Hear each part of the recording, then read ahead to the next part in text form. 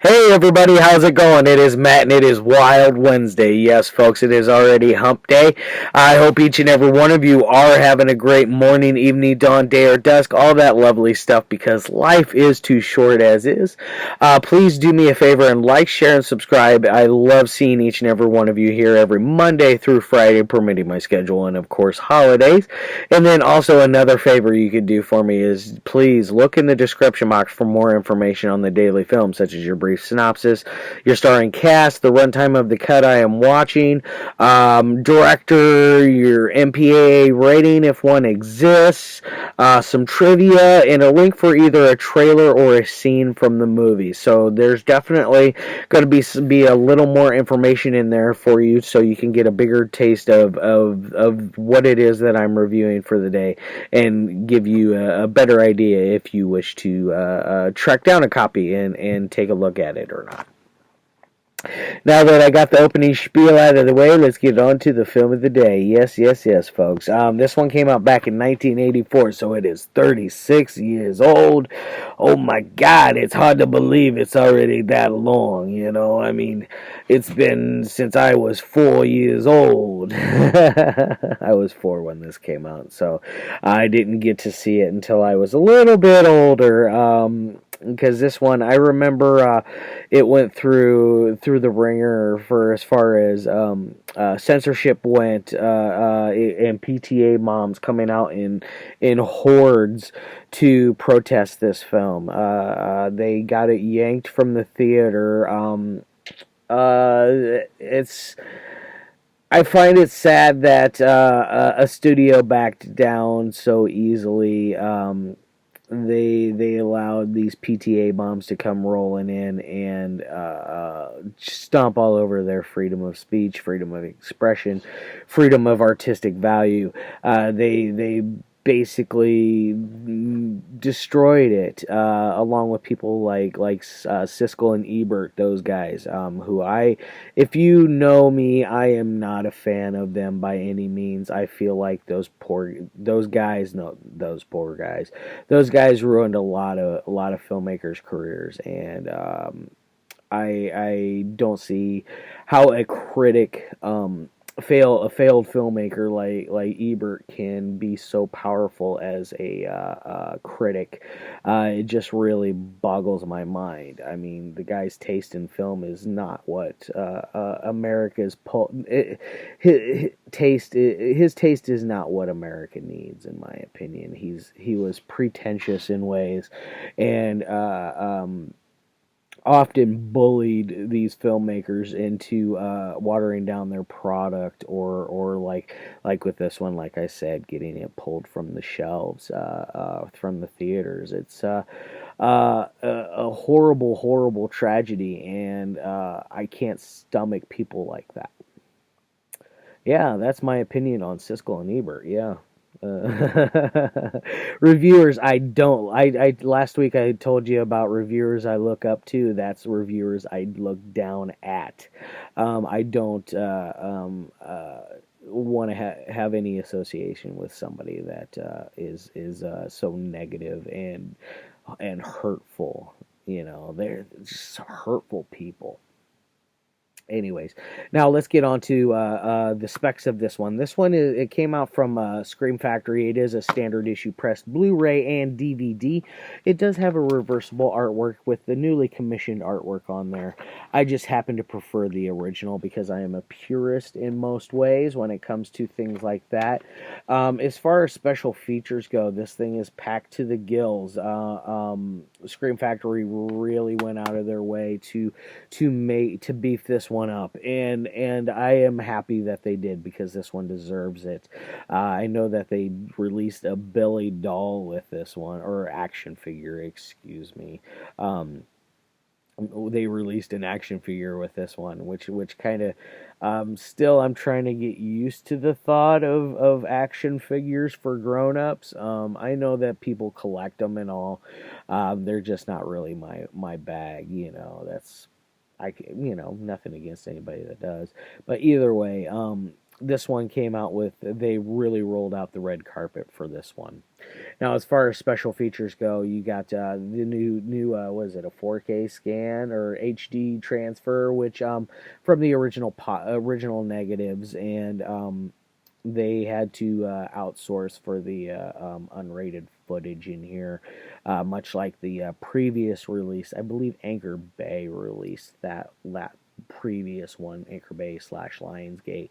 I have it somewhere upstairs, I think, packed away. I'm not 100%. I would rather watch my Blu-ray of it opposed to the DVD. The only good thing about the DVD is it comes with part 2 with it. So I don't have to go out and drop $30 on a Blu-ray of Silent Night, Deadly Night Part 2 to see one scene. It's garbage day scene. Everybody knows it. It's the only good part of the whole movie. So don't look for me to review Silent Night, Deadly Night Part 2. I don't really care for it that much. Anyways, now as far as special features go, you get what else did they have on here? They had a making of featurette, which had the writer, director, I think one of the producers, the music composer, and then the guy who plays Billy himself, Robert Brian Wilson. Very, very good little featurette. It's not a little one. It runs at it's just under an hour long. I think it was like 56 minutes, 57 minutes, something like that. It was just under that hour mark. So keep that in mind. And then there's a nice little interview in there with the always beautiful Linnea Quigley, because she has a very, very, very, very small part in this as well. She gets killed by deer antlers, which is probably my favorite death of the whole movie, just because for one, you get TNA. For two, it's Linnea Quigley's TNA, and for three, it's Linnea Quigley. I mean, come on. But anyways, it is my favorite death because she fights around with Billy, and Billy impales her on deer antlers. It's very, very cool. So you get a nice little interview with her on there, and she goes over that and all the other stuff she went through, or other movies she did, and of course she talked about how she was the only one out of the actresses that, because there was one other actress that was doing nudity, and she said she would, but she was trying to pull up back out last minute, and they gave her the crew, or whoever, the directors, the producers, somebody gave her a diamond necklace. And so Linnea, being the trooper that she is, didn't say anything, and she went along and did her job without any complaints. Turns out she didn't get anything extra from it. It was just, she got her regular pay, and that was it. That's one of the things she talks about in her interview that really stuck into my brain. It's like, oh my god, that's pretty funny how that works in La La Land. It's a strange place. It's a strange place. As far as other special features go, you got a feature that goes over the filming locations, present and past and present, so you can get a good idea of what's still around, what's still there, what's not there. Like the orphanage is gone. That was like one of the main things that's no longer there. There was like one pile of like, or there was like one marker stone left, and that was it. It's all gone, but most of the other places stood intact, been remodeled very much since then, but you could still get a real feel for everything that was going on for as far as your locations go. So that featurette is pretty good. There is an hour-long interview with director Charles E. Sellier, Seller, however, to me it's Sellier. but Charles E. Sellier Jr. Either way, it's a nice little interview with him on the I forget what podcast exactly it was, but he did a nice little interview on that. And then what else is in there? I think that's about it for as far as special features go. It does have a lot of stuff on here. I can't say anything bad about it. Now, as far as what is it about? It's about this kid named Billy. Billy is on his way at the very, very beginning. He is on his way to visit his grandfather in a mental asylum, which the mental asylum, I think, was a college that they filmed in, or something, some sort of building like that. But either way, they go to visit him. The grandfather is a mute. He's catatonic. He doesn't speak to anyone, and so he. As soon as he's left alone with Billy, he decides he's going to speak to Billy and basically warn him on how evil Christmas night can be, and the kid scares the hell out of him. As soon as the adults come back, he goes back to catatonia phase. Um, uh, so they don't believe a word that Billy said. Fast forward it a little bit. They're driving home. The whole way, Billy is scared to death. No, don't let's just get home. I don't want Santa Claus to come visit me. Things like that. They come across a man who just happened to kill and rob, and then kill a gas station attendant, which the gas station is still standing. Has been greatly remodeled, but it is still there. But either way, this man happens to be dressed up as Santa Claus, and Santa Claus comes over and the dad is quick to be like, "Oh, hey, Santa, you need help? Is there you broke down or anything like that? Is something I can help you with?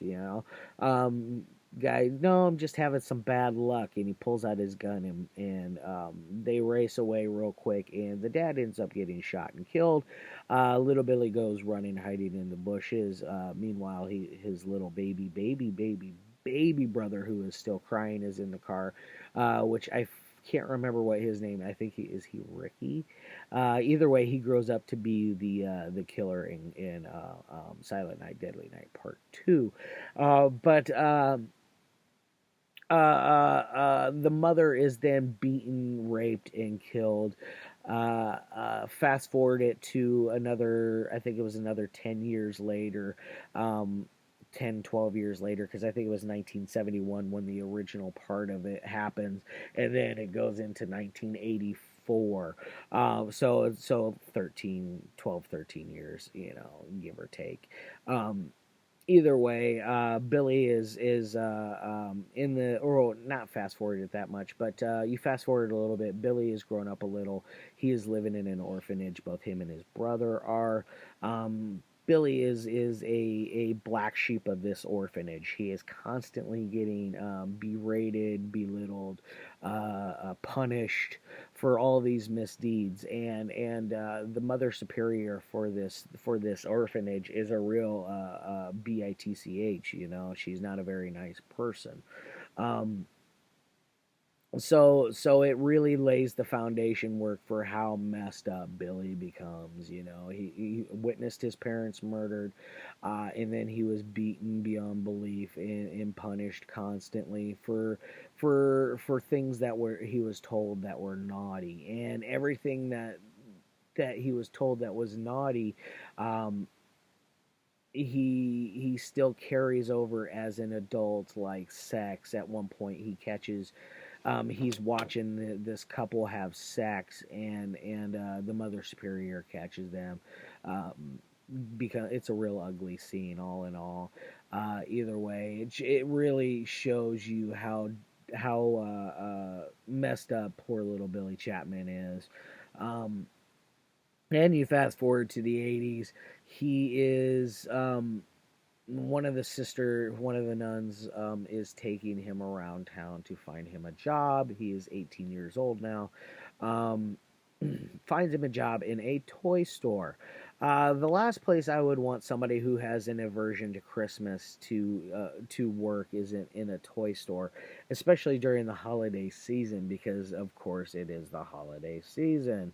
Um, he as he's working there, he's got a great rapport, shows up on time, blah blah blah, does a great job. The owner, he's constantly shaking his head in approval, like, yeah, Billy's a great worker. Eventually they talk him into becoming Santa Claus for the day, because their normal Santa Claus broke his ankle. I think that's what they said. It was broke his ankle or some shit like that. Either way, um, he reluctantly takes on the Santa outfit and does the job. They have a nice little holiday shindig at the toy store after Christmas Eve, after the store has finally closed. And during this is when Billy eventually snaps and he starts going on his killing spree. It's a very standard stalk and slash when it comes to that. It's got a nice body count. I'm not. There's no. It could have been more. It could have been way more, but either way, they got a nice body count in here. Um, the blood, the gore is there and intact for the unrated version for you. I definitely recommend going that route. The only downfall is some of the footage on that unrated is outsourced at a different ratio, and its quality is a little piss poor, but it doesn't make it incoherent or anything like that. So do keep that in mind. Check out the unrated version of it. That's where it's at. You want to watch it for its full uncut glory. Now, as far as any kind of ratings would go on this thing, I would probably, on a technical side, it's probably a 3 out of 5, middle of the road. It's not going to win any awards for a technical ability. The acting is okay for the most part. Billy's Billy. He's playing like a younger, innocent type guy. And then you got the boss of the toy store is the most notable actor I recognize in there. I think I can't remember what his name is, but he is he is the more well-known actors, if that makes sense, besides Linnea Quigley. Now, as far as an entertainment side goes, this thing's probably a 4 out of 5. This is like a 7 or a 7 out of 10 kind of movie. I feel like this is, 7. Not an 8, not a 6, a 7 out of 10. It's above average in my opinion, and should be checked out by everyone who has a sweet tooth for any of the holiday horror films that exist out there. All right, guys, love your faces. I'm going to get the hell out of here. Tomorrow, I'm not 100%. I think I'm going to do a Robert Englund movie for you. Friday is still going to be Dakota Ray, so do look forward to that. Otherwise, you guys have a great day, and I'll see you tomorrow.